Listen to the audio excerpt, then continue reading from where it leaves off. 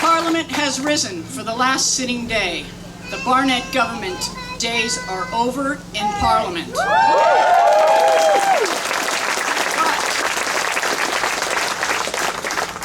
The time for debate has expired. The time for direct action is here. And all I'm asking is that you help us hold this road off until we can change the government.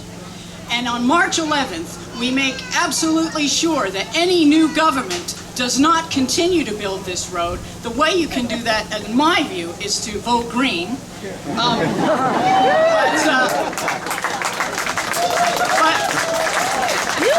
You know, we only do this because we build alliances and because we work together. And no other group has shown this other than environmental groups. So you are the future of Australia by working together across party lines. The thing that we proved, and the thing I want to hold in your hearts, is to, and we taught the Barnett government this on the shark coal. You need to teach it this lesson on the wetlands. You need to respect existence or expect resistance.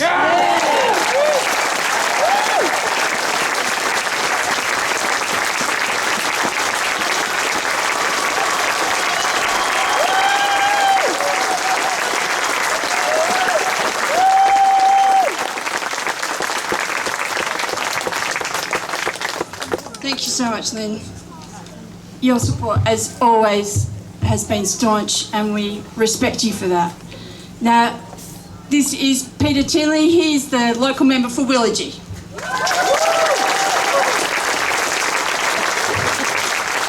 Thanks, Kate. I won't need 2 minutes. It's really simple. You are all the converted. I want to say, as the member for this area, when the boundaries change at the next election, we go right out to South Lake for the seat of Willagee.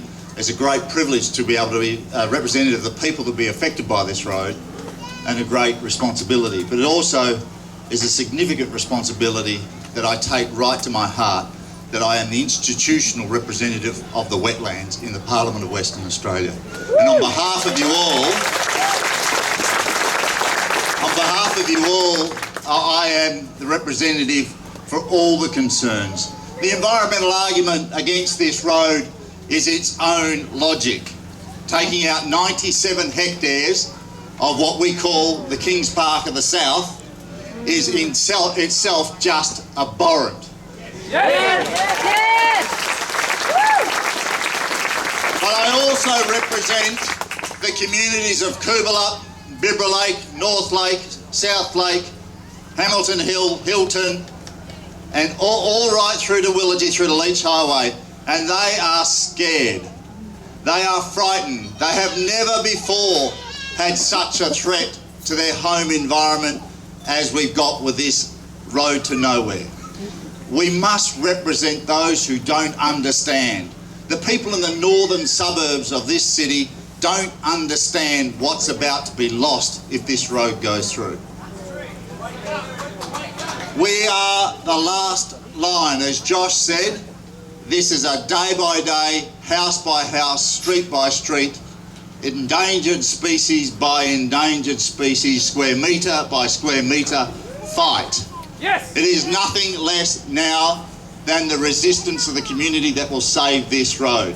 We, the Labor Party, have the responsibility to take the message across the state, because the only thing that is going to stop this road and save this wetland and the homes of the people that we represent is to change this government. Thank you.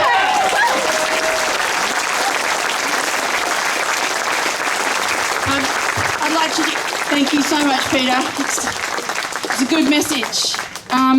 So I'd like to introduce you Caroline Kirk. She's a Koori woman.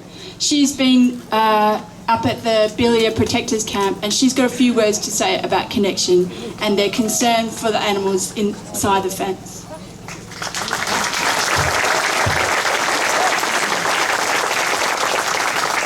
Hi everybody, I'm an Eambar woman.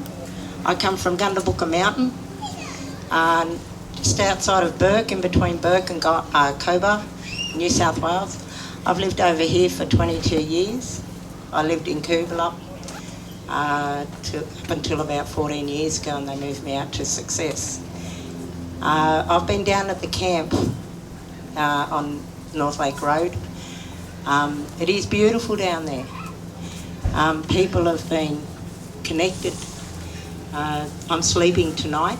Hopefully I'll be camping over with everybody. But yeah, we have a fire there going during the day, during the night, so that we can give our yarns and talks. It's good how we can connect to the land. It's good that people are coming in and talking about what's going on. The security have been there over the last few days. There was very, very quiet last night. We had songs. We had people down there with the guitar. It was beautiful. So come on down and show a bit of hand there as well, to lift up the poor little animals that are behind the fences. We can't go over there, but we can stand back. We need to look at the elders coming and to stride along with us, our connection to the land. I've been telling a couple of little yarns down that way. I'll be there tonight to tell some more yarns. We can sit down and talk. So yeah, come on down to the camp on North Lake Road and lend a bit of support down there as well. We've got a few things to sit down there on. There's food there. It's very good. Come on down that way to the camp too. Can we have a big hand for Caroline? Thank you, Caroline. Well, you heard it right there. You are welcome to go there. You are welcome to go and sit around the circle and hear more, to learn more. And yeah, we pay our respects again to all the Wajak Noongar and Indigenous elders and custodians here. Okay, so Chris, hi Chris. This is Chris Talantai, he's the Shadow Minister for the Environment. Thank you, Kate, and thank you, everyone. This campaign, it's one that's just brought together so many people, and you've done a fantastic job. But you've been betrayed by the Barnett government. The shonky environmental assessment.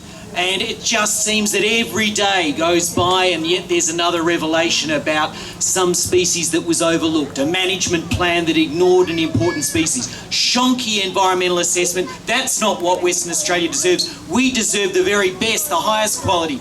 And you've got to ask as well, why is it that the Barnett government just pursues these things in an ideologically driven way, or perhaps it's even more about ego? Colin Barnett and a few of the others, they've locked onto this and it's just their ego. We're not going to let their egos get in the way of protecting the wetlands. We've got to continue this fight right through to the line, and as Peter Tinley and Josh Wilson have said, it's a change of government and we've got to make sure that the local members, Peter Tinley in Willagee, Simone McGurk in Fremantle, Fran Logan in Coburn, and Lisa O'Malley, the candidate for Bigton, we've got to make sure that they get back in so that we win the majority of those 59 seats, that WA Labor wins the majority of those 59 seats in the election on the 11th of March. So we count on your support to get us there, and we'll be with you all the way.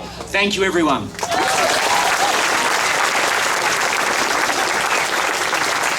Thank you so much, Chris. Now, just like to introduce you to a personal hero of mine. He's someone who I've come to rely on at all hours of the day and night. He probably, you know, that's somebody's phone, man. That's me calling peers all the time, especially over the last 2 weeks. Yeah, I can't say how much it's meant to have Piers as our strong supporter. He's articulate and proud defender of the environment. Here he is, Piers Verstegen. He is the director of the Conservation Council.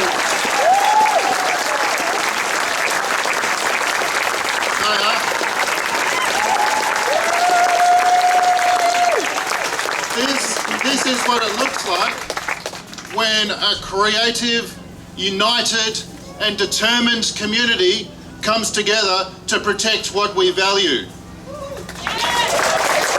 This is what it looks like. We're standing here in Banksia woodland, in Jarrah woodland, which is the product of one of the longest continuing unbroken evolutionary histories on this planet.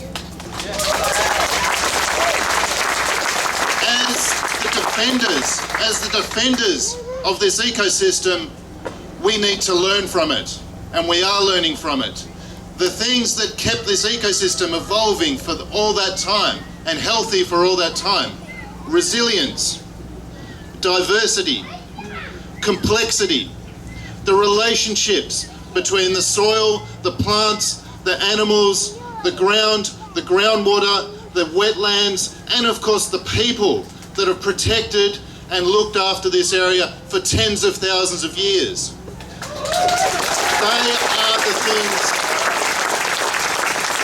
They are the things that we need to learn from and draw strength from at this particular point in this campaign where, as Josh says, we're just about to win. Now, this campaign, and right now, is pushing people way outside of their normal comfort zones.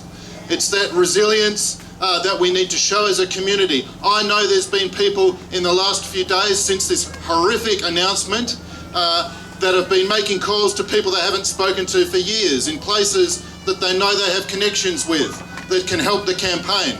I know there's people that have been going way outside their comfort zone, talking truth to power, calling the Premier's office, calling the Minister's office, saying this is not acceptable.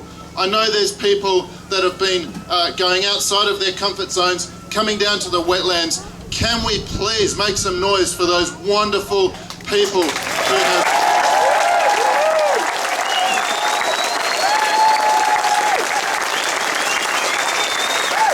Those people who have already put their bodies on the line.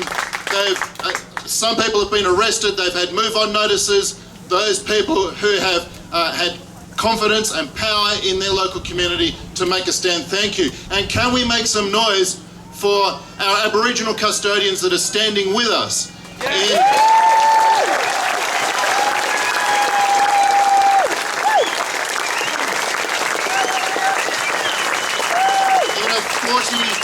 in a continuation of a 40,000-year tradition of looking after and caring for country. Now, I think we're here today, and I've got one message for the Barnett government and those people who think they're going to build the Row 8 highway extension. They have got no idea what they're up against. Thanks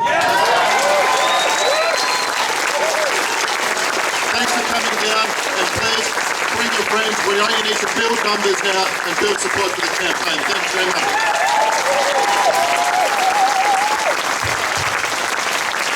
Okay, fences can be useful, right? Fences can be useful. They can keep your dog in. They can keep your kids safe from a pool, can't they? They can look after your cattle, and they can help keep cars safe from accidents. But there are many good places and reasons for a fence. But in this country, the right to build a fence, it comes with a particular responsibility. And it usually means that the person or organisation who owns the land within the fence is agreeing to ensure that the conduct inside the fence is, to an extent, supposed to be lawful. To look after what is going on inside the fence. This week, main roads with the backing of dozens of already overstretched police. They were stressed. Only 10 days out from a hearing which could stop any construction on Row 8 dead. They decided to put a temporary fence up around one of the last remaining intact woodlands in southern Perth. They didn't do it without resistance. There were people there every single day, people who got move-on notices, people who looked like they were going to be arrested, okay? It took them, what should have taken them half a day, took them 3.5 days.